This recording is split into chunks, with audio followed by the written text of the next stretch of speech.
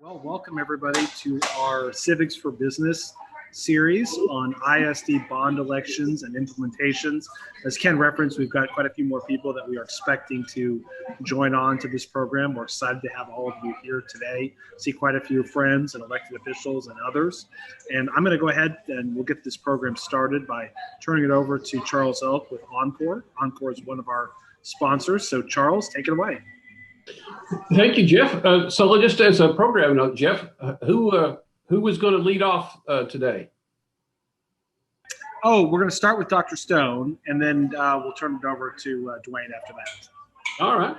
Well, in that case, let me introduce Dwayne first, and then we'll go to Dr. Stone. So here's what I think we need to know about Dwayne. I guess when you look at implementing a $3.5 billion bond program, you don't necessarily want a rookie, right? So best I can tell, including this one, this will make 18 bond programs that Dwayne has implemented, and so I think we've got the right guy. He's been a chief financial officer, obviously, for DISD and several other districts across Texas and Oklahoma. And so we're very much looking forward to hearing from him momentarily. Dr. Jeannie Stone, I was a little disconcerted to hear or to find out that she began her career as a middle school English teacher. Jeff, I have a bit of a checkered history with English teachers, but maybe it's been a while since she's been an English teacher, and it's certainly been a while since I've been in an English class, so maybe we'll be okay.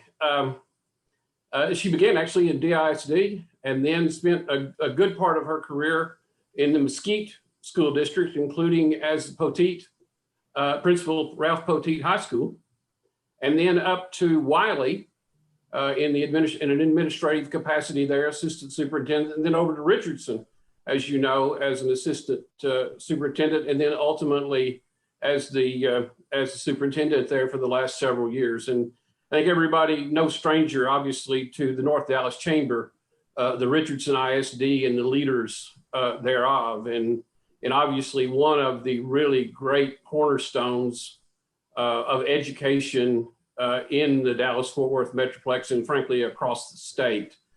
These folks have been doing things right for a very long time. And so, Dr. Stone, thank you for joining us today. Well, thank you all. It's great to be here among friends. And yes, I am a recovering English teacher for sure, but it has been quite a while. And I've been in a lot of different places since then, but my heart is still in every English classroom and every classroom altogether. We're so glad to be here with y'all today, and I will tell you to start with that I know that we have at least 3 of our school board members who are on the call with us. We have Jean Bonos with us and Kim Caston, and I believe that Eric Eager is with us as well. So great to have them with us as well. I have a number of staff members who are there and that are going to be joining us on the call. So we're going to go ahead and bring up a presentation that we're going to be doing. So we'll go ahead and bring that up now. And I'll start out the presentation actually, and then one of my staff members, Sandra Hayes, she will pick up and do some of the presentation, but we also have Tabitha Branham, our Deputy Superintendent, David Pate, our Chief Financial Officer, and our Melissa Heller, who is over strategy and engagement and communications for the district in case there are any questions.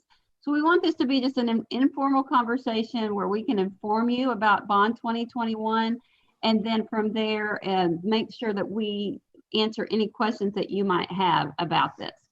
So first of all, I always love to start with this slide because it sets the real reason why we exist as a school district, and that is the beautiful faces and the hearts and lives of our children that we are educating every day in Richardson ISD. 39,000 lives are in our care every day, and that's what we're here for and what it's all about. On the next slide, you can see just some introduction of the Bond 2021. The next slide is coming. There you go. That will be on the May 1st election, the May 1st ballot. It will be broken up into 2 propositions, with one being 694 million for buildings, buses, and safety, as well as a lot of other things that we'll kind of go into. And then the second proposition, a much smaller proposition, will be Proposition B of 56 million that has to be split out. It's required by law that it's split out to cover our technology devices. But this really is this is a result of a 16-month process based on recommendations for our community. This was I feel so good about telling you how community driven that this process was, and representation from across all of our learning communities. And they made the recommendation that this was the time to move forward with a 750 million total bond package, and our board unanimously voted to put that on the ballot for May 1st. Just on the next slide, you can see again, just a little bit more information about our bond steering committee. They worked all through the fall, and they're still part of the work as we are using them for any type of questions, and many of them are involved in spreading the word about the bond package that's going out into the community. But they did begin their work in the fall of 2020 and concluded their work, although I'll say they're still on retainer with us to continue to be ambassadors for the message. On the next slide, you can see again the background of the process. They really, again, I can't stress enough how proud I am, I think we all are, about the community involvement. They used data consistently all throughout the process. Everything was driven by needs of students, great representation. Everything was based on making a fiscally sound decision and taking a lot of things into account as the changing needs of the district are there. The next slide, you can see there were really 5. I think someone's not on mute, so I'll ask you to do that. There were really 5 areas that the committee focused on. The facilities in critical need due to aging conditions. And this is something that everyone needs to know, is that the buildings in Richardson ISD, every one of our buildings, we have an average age of 53 years. And that was one of the things that our committee really focused on, was that this probably was the time that we really start to address those aging facilities. Our current makeup of our schools is that we have our elementaries go up through 6th grade. We have 7th and 8th and what we call junior high. And then of course we have our high school 9-12. We are one of just a very small percentage of districts that do not have 6th, 7th, and 8th in the same building. And there are a lot of reasons for that, but this committee has been studying that. We've really been studying this. This was part of our strategic plan that dated back 4 years ago, and that this was the time to transform all of our buildings into the middle school model. We still need some accommodations for growth. Everything's based on student instructional need, with really looking at the lens of equity. And this is an important aspect of everything in Richardson ISD, but ensuring that in a long-range plan that every student has access and resources and a quality facility for learning. So this was a big part of their focus as well. And then on this last slide, this is just a visual that, together with the bond steering committee, I, along with them, helped to create this, which shows that the inputs, these are all of the things on the left that they looked at. They took them in through the lens of looking at, equity, as I said, the return on investments, capitalization, what was our bond capacity, and what would be fiscally responsible to ask our community for in terms of dollars.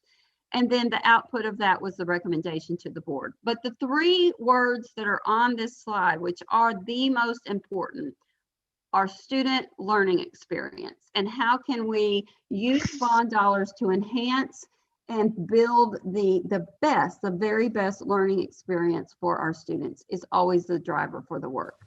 And so I'm going to introduce Sandra Hayes. She is our assistant superintendent and she's over facilities. And so she's going to talk to you some about the specifics about Proposition A and B.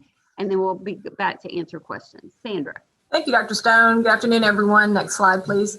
This is a quick overview of the Proposition A, which is our largest proposition, $694 million. We've broken it into three parts: the infrastructure, safety, construction renovation, teaching, and student support. Again, we can't emphasize enough, in our bond cycles, every campus is impacted in some way from our bond cycles over that 5 years. So we touch every student and every campus. Next slide. Looking at the infrastructure and safety, that $286 million, this is going to help us upgrade our camera systems that we have currently in our campuses, expanding those, more coverage, and upgrading the cameras. We're putting a vape detection system in our secondary restroom facilities and working with our health services on making sure all of our AEDs and equipment are up to date. All the things that nobody wants to look at but are so important to our schools: the roofing, the HVAC systems, floor repair, replacement, plumbing, all of those are part of this bond. We brought transportation in-house 3 years ago, so we're adding school buses to our bond cycle so that our buses will be 10 years old or less as we move forward. We also have maintenance and security vehicles to replace. And then classroom furniture, the cafeterias, kitchen equipment, office and maintenance equipment as well are part of this piece. Next slide. The construction and renovation piece, $269 million.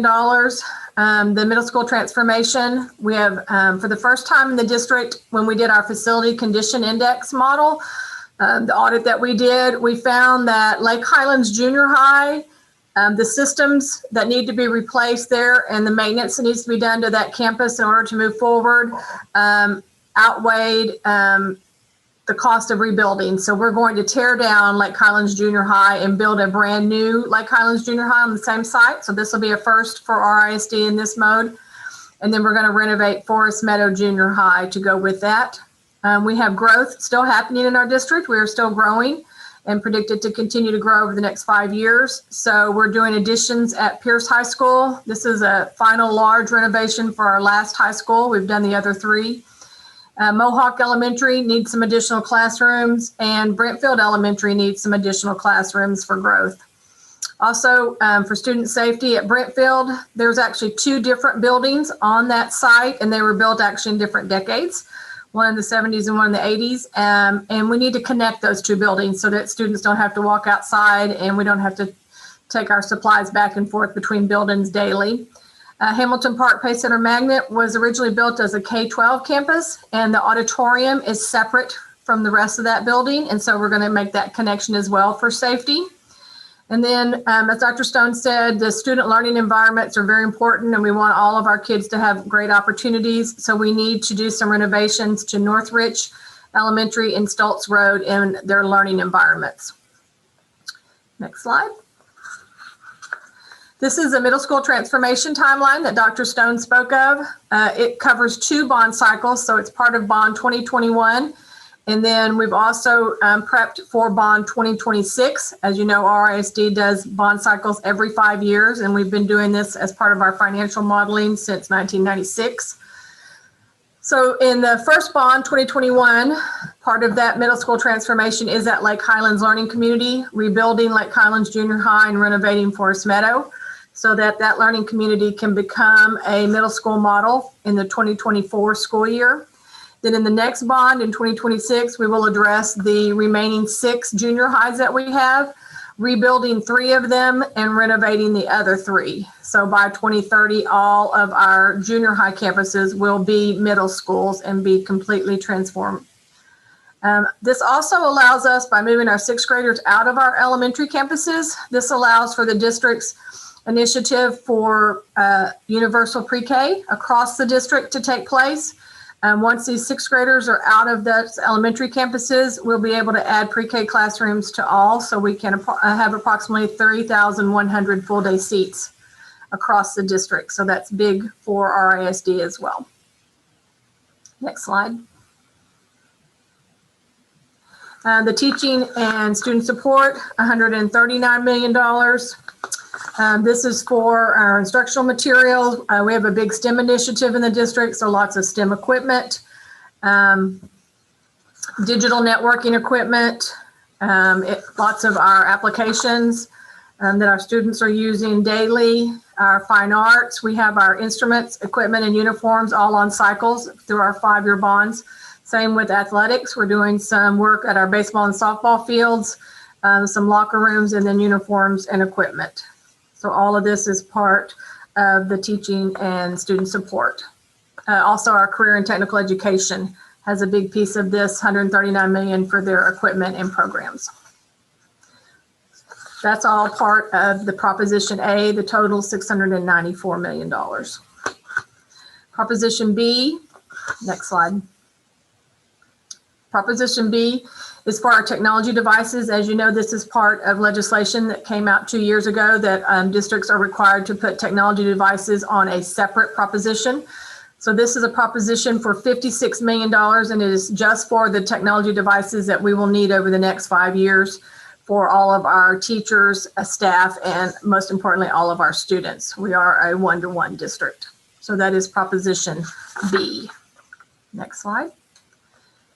Most important to our community is that this bond proposition requires no change to the tax rate.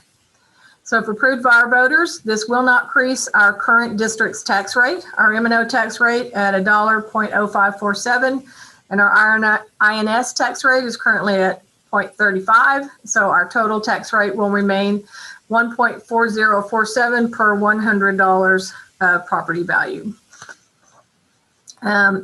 We worked very closely, and Mr. Pate, our Chief Financial Officer, worked very closely with our financial advisors to make sure we had the capacity for the $750 million without having to change that tax rate.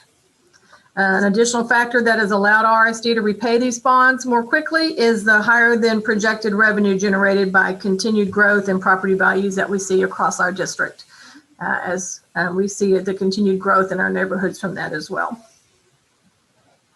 Next slide. This is a tax rate comparison with other districts around. The red denotes districts with optional homestead exemptions, and that's what RISD still maintains. So you can see the comparison here of our tax rates to other districts in the area.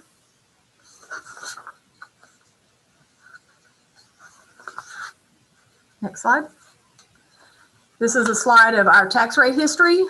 Our tax rate declined from $1.50 to $1.04 due to legislation that compressed the tax rate. Our RISD operating tax rate has remained 1.04 for 11 years. It increased to 1.17 for 1 year as a result of a TRE that we held, and then declined back due to House Bill 3. So we've seen a little fluctuation in that the past couple of years.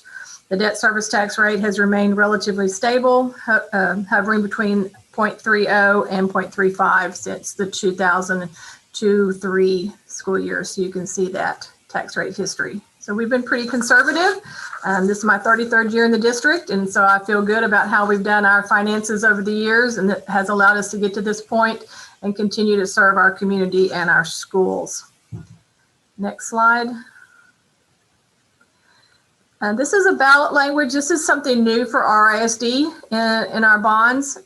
In compliance with the new state law, the bond language that our voters will see when they go to the polls, the last sentence of the bond language has to say, this is a property tax increase that is required by the state now. So what we're trying to communicate very clearly to everyone is that for RISD, this will not increase the district tax rate. We are able to carry that capacity without changing the tax rate. But because of bond language, our community will see this is a property tax increase on the ballot. Next slide. So this is just an example of what that verbiage will look like. And the last sentence on both propositions in all caps will be, this is a property tax increase. So again, our biggest communication challenge with our community, and one that we really want to communicate and hope that others will help with as well, is making sure that our community understands That language is there required by the state, but for RISD, it does not, we are not increasing the district tax rate with this bond. Our tax rate remains the same. Next slide.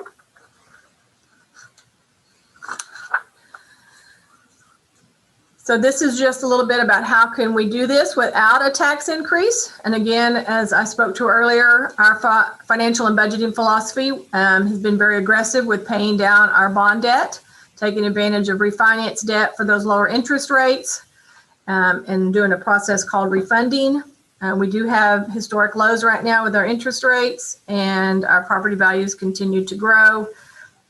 Mr. Pate and his team make sure that we maintain that rating in the Moody's and Standard & Poor's at the top of our list. So very proud of what our financial department does. Also, in addition, our 65 and over taxpayers, over 65 levy freeze is mandated by the state, so we still have that. Tax bill in the year you turn 65 is your tax bill ceiling amount. So we want to let our senior citizens know, those that are out in our community, that they can freeze those taxes as well. So it's part of our communication piece. So with that, I'll turn it back over to Dr. Stone. Okay, great. And if you go to the next slide, this is just a reminder for you all to put on your calendar Saturday, May 1st. To vote, obviously to vote wherever you are, and however you're, and if you are in Richardson ISD, to vote as your heart leads you, for sure. To make sure that everyone knows this information, the early voting is starting on April 19th, which is just a couple of weeks away.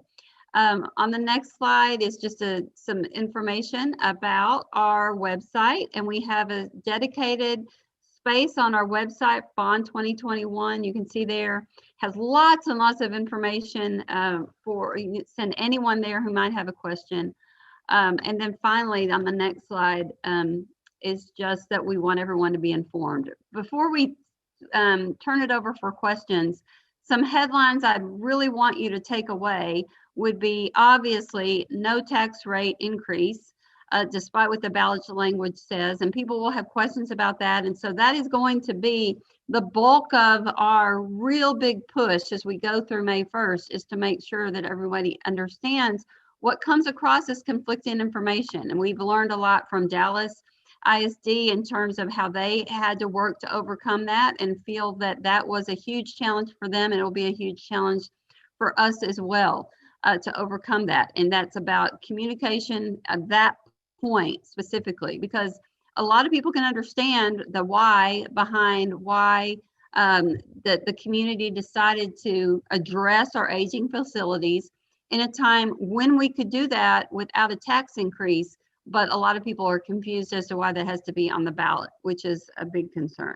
So that's a huge headline for you all to have if you've got questions about that, and to continue to push that point as we move forward. And so we will open it up for questions, and just thankful for you as partners to be able to provide this information so that you can share it to community members as well.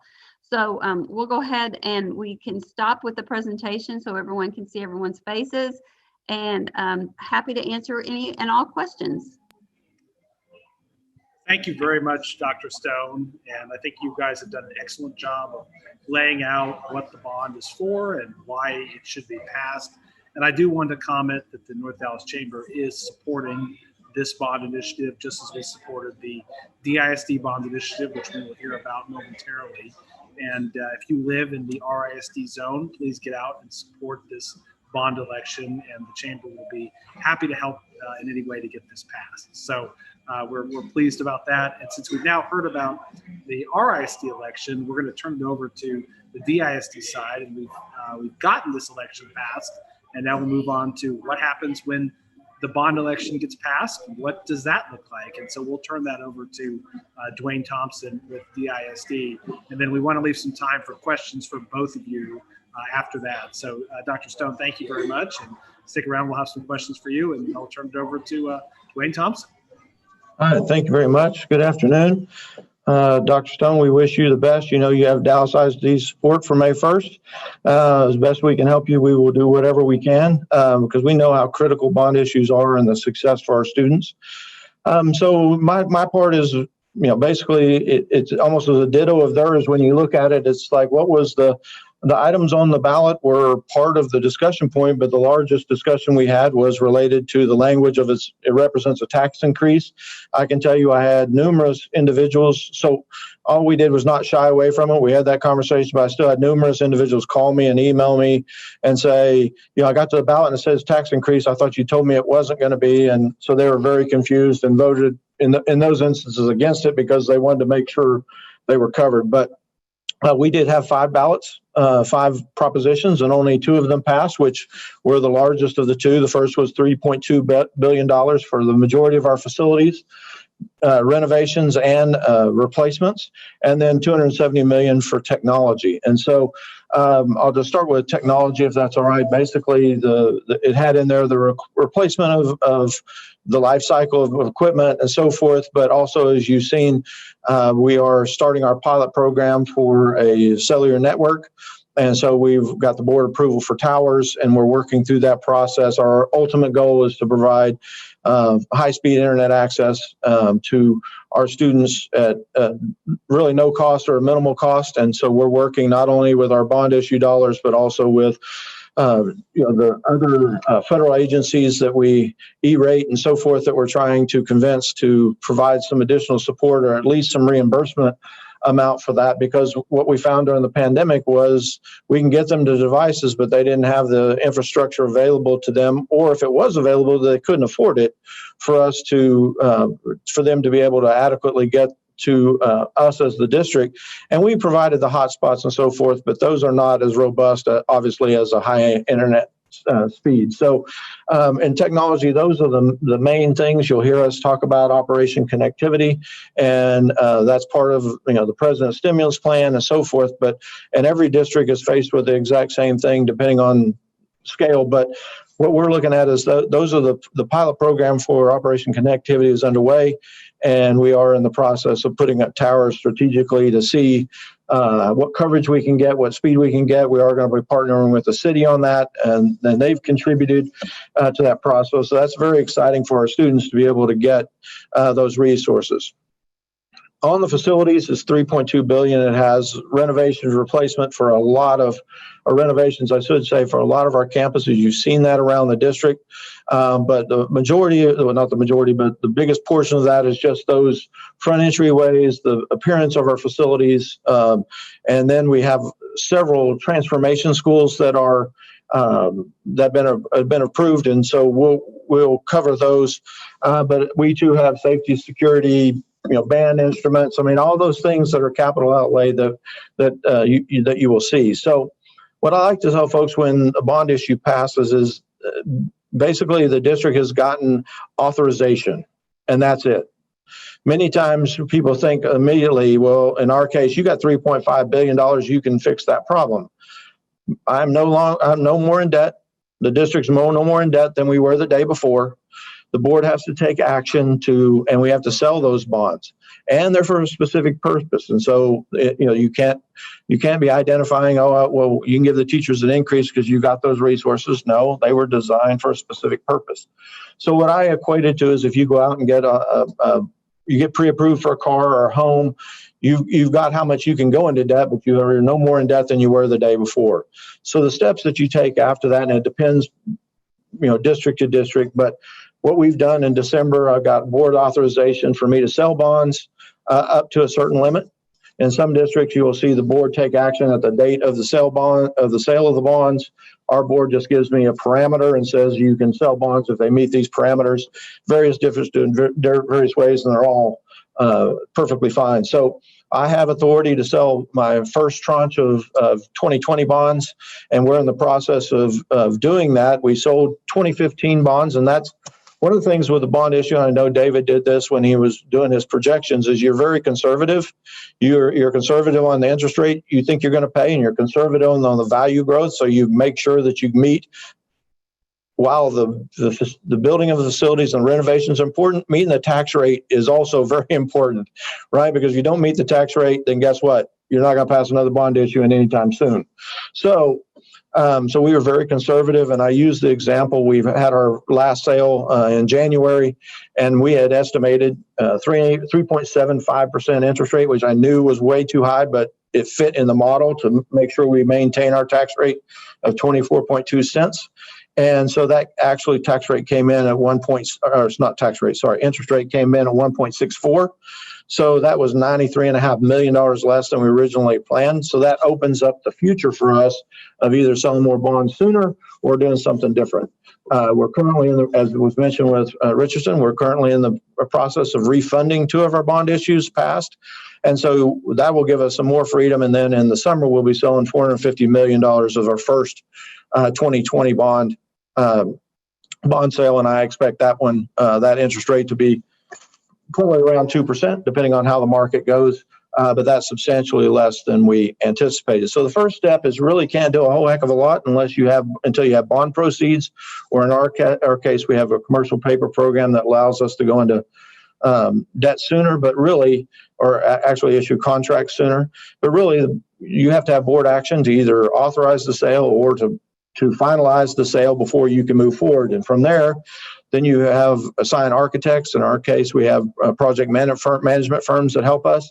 So we assign those project management firms. So we're looking at a November bond issue that we won't be assigning those individuals because we have to go out and get proposals and so forth till probably the May board meeting.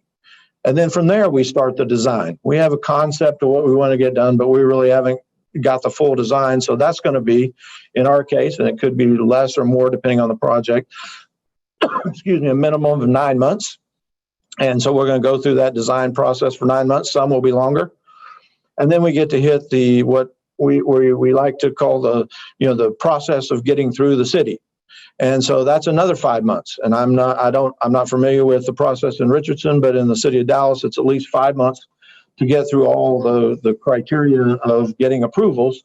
And so even though the voters approved in November, you're not going to see any really dirt turning in before that time frame. And so what we have done is we've gone through, and as Richardson does, they have a facility condition index. We've done that as well. We also have a community resource index that identifies what resources are in that community that we may need to prioritize over another.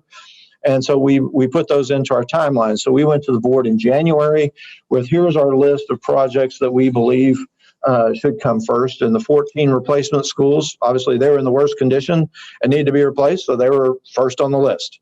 And then we put in the majority, not all, of the OTI schools. So those OTI schools that are in the first there's a downtown school that is on our first list. There's the Midtown, there's a medical district, there's a Martin Luther King renovation project. And then at Adamson High School, there's a visual and performing arts.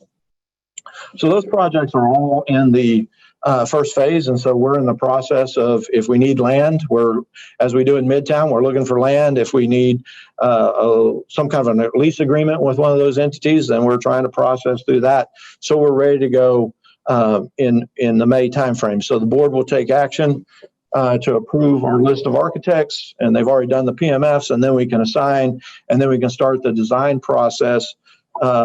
Not only looking at the campus and what is needed, but also starting the communication with the individual communities to say, here's what we're thinking about, this is what we're planning on doing, here's what was designed, or not designed, but identified as a need. Is that still the priority need? And how do we build this thing together and come up with an overall plan? So we're in that early stages, but sometimes when you have a bond issue, and particularly for our 2 districts, that over a period of time, everybody wants to be first, right? Which can't all happen to keep the tax rate constant. And then the other thing is they want to, they expect to see dirt turning immediately. One of the things that we are able to do this summer, and I will tell you this, in the 3 packages that didn't pass, one was for a performing arts center, a central performing arts center. One was to renovate and upgrade our natatoriums. And the last one was to upgrade our central athletic complexes. So football fields, particularly stadiums. So those 3 failed.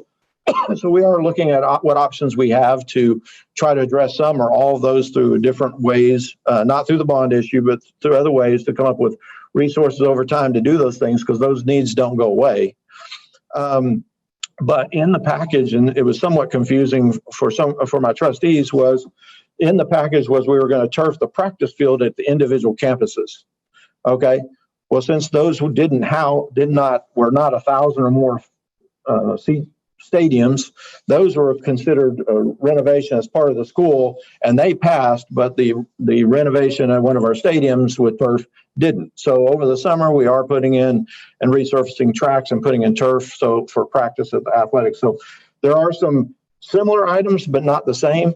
And that's all part of the legislation that went into effect that had to put this was a tax increase. And quite frankly, it was related to some past bond issues and football fields.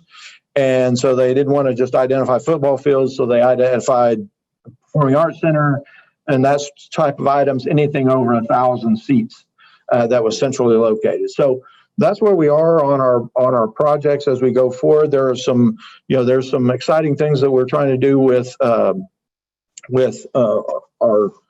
equity standpoint, and that's our student and family resources. We have 4 locations that we're going to provide resources to our students first, but then open those resources up to the community after school and on weekends and so forth. We've got some green money in there to try to do some green items for our facilities, and we're in the process of even buildings that are going on right now in anticipation. They're getting prepped for things like solar panels and so forth. So we're trying to do that, and then joint participation. We have some money set aside to do things collaboratively with other governmental entities. And right now, we have a project going on with the city that hasn't come to full fruition, but we're trying to do those type things. So use our tax money, our bond dollars wisely, and do that in conjunction with another entity. And both of us get the benefit out of that. So I don't know if there's any other items that you want me to cover. We want to go to questions, but that's the majority of the detail of what was approved and where we are in this process. Well, thanks, Dwayne. That was a very comprehensive summary, and we appreciate you taking the time to walk us through what happens after a bond election gets passed. And we're looking forward to seeing this all get implemented, and of course, continuing to work with DISD on this, including the new Midtown area school that the chamber was involved in and helping get that package passed. So appreciate that very much. I'm going to, at this point, have some questions for both of our speakers. We do want this to be interactive, so if you've got a question for them, please go ahead and post it in the chat or send it to me privately, and we will call on you to ask the question, as is our tradition at these kinds of programs. But let me start with a question for both of you, and I put this in the chat. That DISD, as we know, just completed a bond election. RISD is advocating for one right now.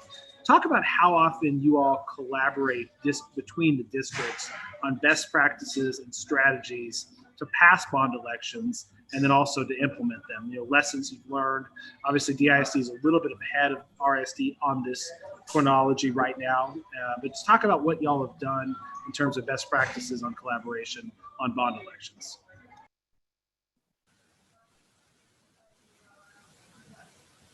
Okay, I'll start with that one. Obviously, we collaborate regularly with our colleagues at other districts. As David Pate, our Chief Financial Officer, has put into the chat there, the Texas Association of School Business Officers host trainings that we all attend, facilitate our knowledge. But we reach out to Dallas regularly, particularly as they had their bond election with that verbiage. That's the biggest change for us. In our ISD, we've been doing bonds every 5 years, as I said, since 1996. So we work with them, all of our neighbors. So I don't know if Dwayne wants to add to that.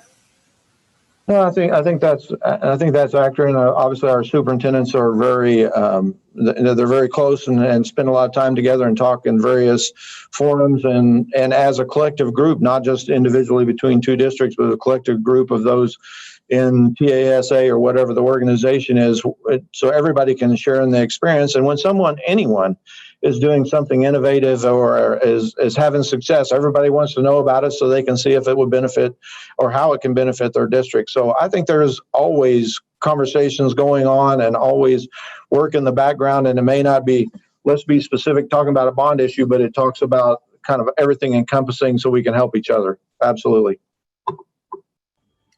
Thanks, Dwayne. And Sandra, you picked up the question I'm going to ask next, which is in relation to the challenging language. Obviously, this property tax language is difficult. And we saw that when we were advocating for the DISD bond election, received many questions about it. From the DISD perspective, Dwayne, talk about how we did our best to overcome this. And then on the RISD side, what do you all plan to do specifically to address this language, or what have you been doing so far? And what resistance are you seeing relative to that? Just from my standpoint, every single communication we had, whether it was in writing or if it was a telephone town hall or whatever it was, we didn't shy away from it. We specifically addressed it, brought it up because we knew it was going to be an issue.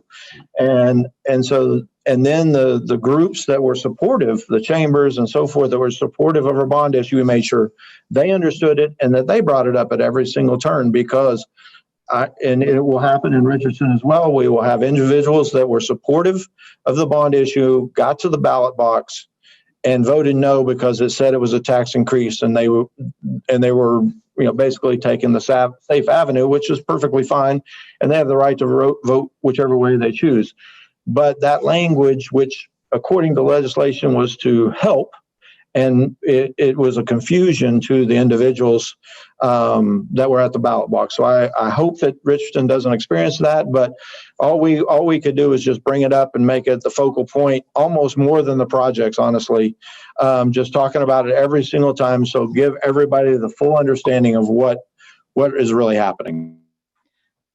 Jeff, I would just add to that, Melissa Heller with Richardson ISD, learning from districts that have gone before us, including DISD this past fall, that does become our key communication this next month leading up to Election Day on May 1st. So we are using every public forum, every presentation opportunity, providing information to key communicators within the district and community, as well as utilizing all of our key communication channels, including print. We have a couple different print information items that will be hitting mailboxes this week, as well as the week of April 16th. So it really does become the main message as we lead up to Election Day. Thanks, Melissa, for adding that, and thanks, Dwayne, for addressing that. Last question for me before we open up to the full group is talk about turnout in municipal elections. These May elections tend to have low turnout.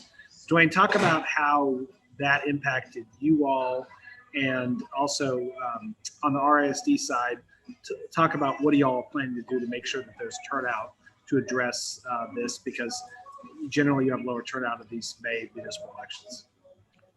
Well, for us, we went in November presidential election. We didn't have to worry about low turnout. Everybody and their brother was coming. So that wasn't a problem. It was just getting the information to the community. And we knew we were going to be last, right? The only, if there was a bad thing about November, I can't even tell you how many opportunities to vote there were. And we were at the bottom. And so you get fatigued by the time you get to the end, especially now that you can't vote straight ticket. But that's always an issue with low turnout. And, but in November, we didn't really have that problem, but it's just word of mouth and getting encouraged, particularly your families, to get out there and vote. Yes, and to just piggyback on Mr. Thompson's response, we are finishing up our Go Vote campaign. So, the last day to register is April 1st. So we have been promoting that and the importance of going out to vote and ensuring those that didn't get registered this past fall are registered to vote, including staff and our greater community. And then, through our key communications over the coming weeks, and again, leading up to Election Day, it is just creating, and our board has passed the importance of a voting culture and a go vote culture. So that really is part of our overall messaging as well. And Melissa, one follow-up on that. You all have companion trustee elections going on at the same time. How do you see that impacting this particular election? Well, hopefully, as part of the process, people will get out and vote. We are having elections as part of, and we are in single member districts now in RISD for our Board of Trustees elections. So we do anticipate that that will help get more voters to the polls on May 1st, because we also have that trustee election. I'll open it up to any of the other staff members on board if they want to add anything to my reflections there. I would just quickly add that our community is used to us having bond elections on the May election date. That is when we traditionally hold those elections. And we have both a single member district seat and an at-large seat. So all of our taxpayers, our voters, have something to vote on besides the bond election. There is an at-large seat on this particular ballot. So, but everybody's right. It is a challenge getting people to the polls for municipal elections in May. But again, it's what we have traditionally done. Hey, Jeff, it's Kim Caston, RISD. Hey, Kim. Good to I was see gonna call on you, Kim. So I'm glad you spoke up. Wow. Let me just build on what Ms. Heller and Mr. Pate have said, and Dwayne as well. Here's the challenge for a bond vote: is the people who will vote, but it's our job to motivate, and the job of others to motivate those people who will vote, to motivate others who can vote. And that's what we see as the big opportunity, is we have to motivate the folks that we know will vote, but also the folks who can vote. The good thing that I am pleased to see about our board election, and I am stepping down after 14 years, as is Mrs. Bono, who's also stepping down, is that these elections, I think, in Richardson ISD are always marked by civility and decorum. And the overall positive support of our district has meant that our candidates are talking about the future of RISD. There's always someone who may have a specific issue with a part of a bond, but no one has come out and made their agenda or their campaign as running solely against the bond 2021. Thanks, Kim. And I'm glad you spoke up. I was going to call on the trustees next. And so I appreciate you jumping in. I see we've got several other trustees as well. Eric or Jean, anything you wanted to add? And did I miss anybody? I don't know if we have any DISD trustees here today. This is Jean Bono, and I don't really have anything to add, but I can tell you we sure appreciate the support that you guys are giving us. This is really important for our community to look at these propositions and go out and vote, because it's extremely important for continuing on our path to really help these kids. So thank you so much for considering us and coming out and supporting this.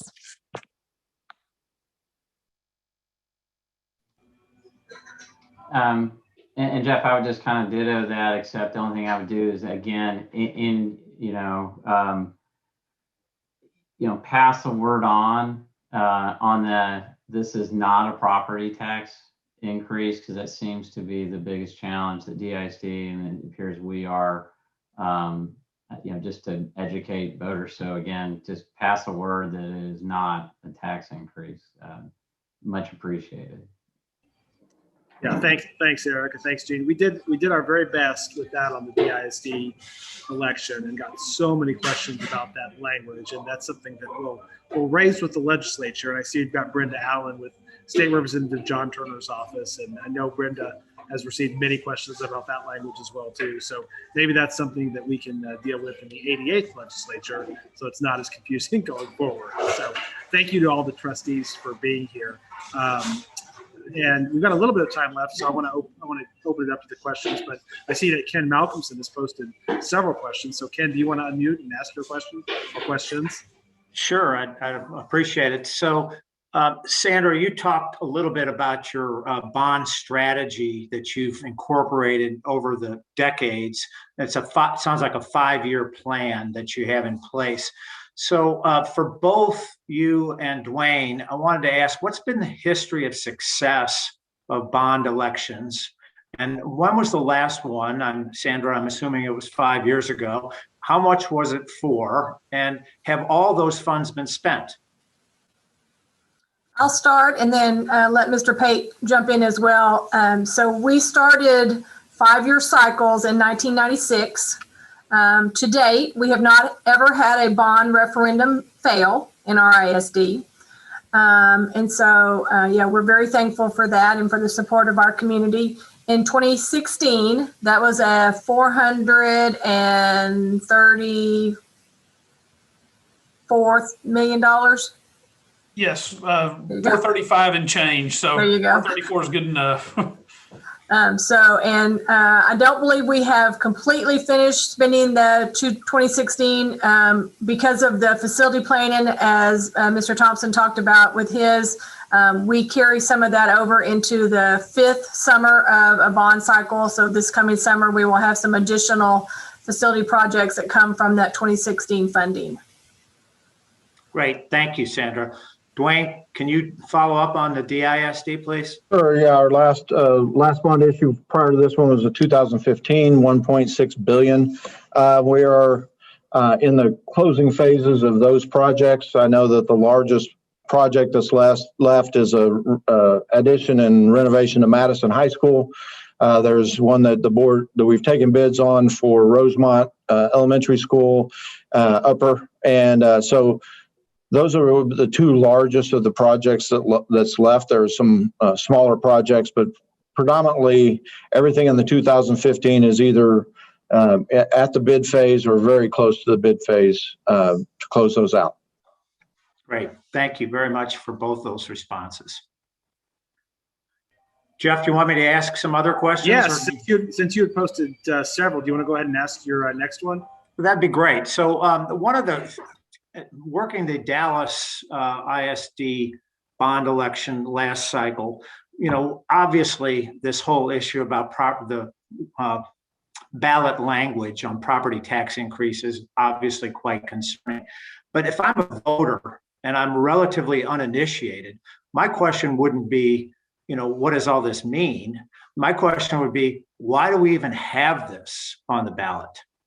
And I know staff is not allowed to discuss this, but and from a community-wide perspective, do we get into the politics of why this language is on the ballot, or do we just simply say it's not a property tax? Well, it's not a property tax rate increase. How do we? I mean, that's what's concerning to me is why is that on the ballot? Well, I'll try to cover that as best I can. There was language that was brought forth in the legislature last session, and that was to do two things. First was to add this language because the belief was that if you didn't have the bond issue, your tax rate would go down. Which for those of us who have layered bond debt, that's not necessarily the case for several years. The instantaneous failure of this bond issue is not going to have your tax rate go down. And so that was part of the premise. And then the second part was the individual items that were to be voted on. And that was specifically related to they didn't like some of the activity of, in particular, stadiums that may or may not have been disclosed in the past. And so, I'll speak for myself. Obviously, I voiced my opposition to the language just simply because it and said if you want it in there, then at least let me have language that said, however, based on our calculation, this would and that was rejected. So we tried before the legislation was passed to try to have some kind of a caveat in there that we could explain, but that was not approved. And I would just tell you this, as far as legislation, and this is my personal opinion, it doesn't represent Dallas ISD, is that most bond issues have still been successful. So the argument of, it had a huge impact. There is some, if you look at the numbers that still passed it, they're still significant. Now there's a few that failed, and I'm not discounting those, but as a percentage, a lot passed. So I don't know how much success we'll have legislatively to get it changed, even though I'd love to. And we're not going to have another bond issue in my lifetime, but I'd love to have that. There you go. Thanks very much, Ken, for asking those questions, and thanks, Dwayne and the RISD team for responding. We are at our closing time, and I want to leave a little bit of time for some networking as well as some announcements. So thank you all very much for doing this extremely important program and all the good work of getting these bond elections either passed or implemented. On the RISD side, whatever we can do on the chamber end to help promote this, let us know. We are happy to do that, and we've been working with Liz already to start to get the word out with our Public Policy Council and Education Committee and other groups, and we will continue to do so. Does somebody want to, I know that Dr. Stone, you posted the information about the bond election dates, but do you want to remind everybody when early voting starts and when it concludes and where to vote and all those important details? Yes, I'm just jumping back on. I'm going to let Melissa Heller, so you can also, I don't know if you've heard from her yet, but I want her to kind of go over the Christmas information that we can give them about early voting and where to go for more information. Give them the highlights. Thank you, Dr. Stone. Yes, Jeff, thanks. Again, early voting begins on April 19th, and you can check the Dallas County Votes website to find a location, a polling location closest to you. One nice thing is you can vote anywhere on election day on May 1st in Dallas County. So, and again, reminder, May 1st is election day. That is a Saturday. www.risd.org/RISD on 2021 is our website, and I'll put that in the chat for you all. It was on that last slide in our presentation. We are hosting a series of public forums. So if you would like some additional information, would like to share those dates, to share information about the bond with your constituents and neighbors, we would appreciate that. And we did put those dates in the chat for everyone. Much gratitude to all of you, our friends. And if you have any other questions, please visit our website or contact any of us. We'll be happy to answer. And if y'all want to put your contact information for anybody who is open to being contacted about it, please go ahead and do so in the chat. And with that, we will go ahead and conclude the substantive portion of this program. I do want to thank our sponsors, Encore, represented here by Charles Elk, as well as Iberia Bank. Charles is not only our sponsor, but he's also our immediate past board chair. So Charles, thanks for all that you do and all that Encore does to support the chamber. We love this Civics for Business series, which we use to seek to inform chamber members about government, civics, and other educational issues which they may not be aware of. And the bond squarely falls into that. If y'all have other thoughts on topics of programs that you want to hear about, let us know.